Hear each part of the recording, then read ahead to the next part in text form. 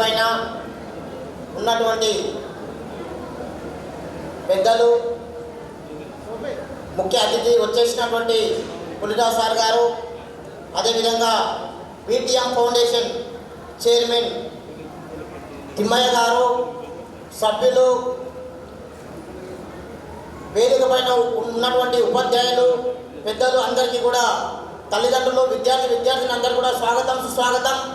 ఈరోజు ఈ కార్యక్రమాన్ని ఏర్పాటు చేసినటువంటి పీటీఎం ఫౌండేషన్ సభ్యులందరికీ కూడా మనం హృదయపూర్వకంగా కృతజ్ఞతలు తెలియజేయాల్సిన అవసరం ఎంతైనా ఉంది, చాలా గట్టిగా.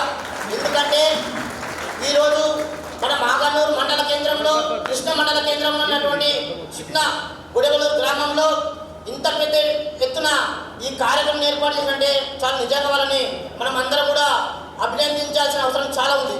విద్యార్థులారా, వేదిక పైన ఉన్నటువంటి పెద్దలు చాలా విషయాలు చెప్పడానికి వచ్చిండ్రు. నేను చాలా చిన్నవాడిని, ఒక విద్యార్థి దిశలో ఉన్నా నేను కూడా, ఎందుకంటే నేను నిత్య విద్యార్థి అని కోరుకుంటా. కానీ మనము వాళ్ళు చెప్పినటువంటి విషయాన్ని మనం క్షుణ్ణంగా అందరం ఆలోచించాల్సిన అవసరం చాలా ఉంది. ఎందుకంటే పెద్దలు, అనుభవజ్ఞులు చాలా గొప్ప విషయాలు చెప్పడానికి వచ్చిండ్రు. మనం ఇప్పుడు అందుకే ఒక ముఖ్యమైన విషయం చెప్పింది, ఇది వసంతకాలం.